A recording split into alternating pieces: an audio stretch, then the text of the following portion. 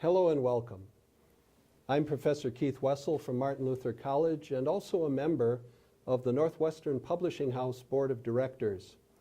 Joining me today is one of my colleagues, Professor Paul Koelpin, who has recently authored a new NPH Bible study, which is called The Word Endures, Lessons from Luther, Yesterday, and Today. Thank you for joining us, Professor Koelpin. Thanks for having me. Now, Paul, as you went about compiling this Bible class, you're drawing material from the Bible, Bible history, from early church history, from Luther and his writings, and then trying to bridge it over to the lives of God's people today. Right. How did you go about thinking that through and selecting material?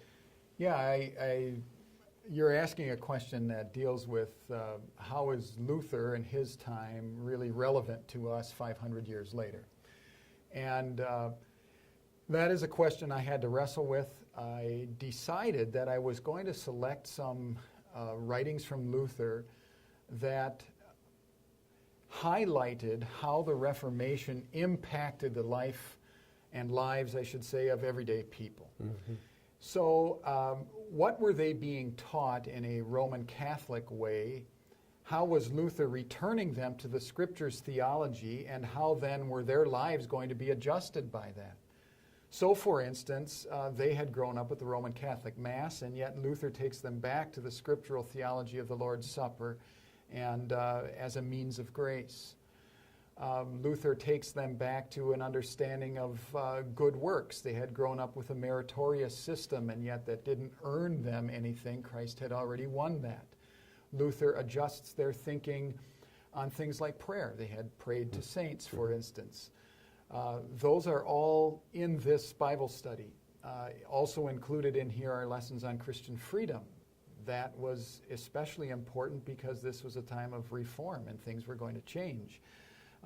There is something here on marriage, for instance, on conversion and understanding conversion and the role of the will. Luther was scripturally clear on those things as well. So these are the points I wanted to highlight.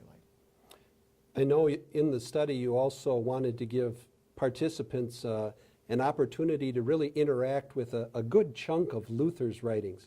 Now, what are you hoping comes out of that exchange, or interaction, I should say?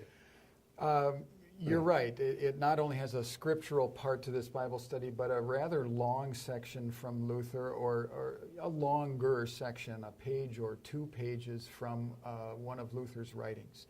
They're selected from various points in his life. Most people are familiar with the Catechism, but maybe have not read that much else from Luther. I'm hoping that when they do that, they see in Luther that this is somebody who, though he wrote 500 years ago, is still writing relevant things for our day. That they see in Luther somebody who has this crystal clear focus on Christ and the gospel. That they see in Luther a real teacher. And somebody who was able to communicate through analogy, for instance, and that some of Luther's writing was tremendously insightful, but not just for his day, very, very insightful still for us. So that was my hope in interacting with a larger section of Luther's writing.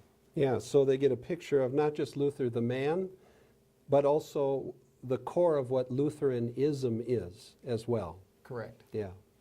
I'm sure you found it personally beneficial as you prepared that. Tremendously beneficial, and this Bible study has lots of questions that hope to probe those readings, not only the Scripture, but also Luther's.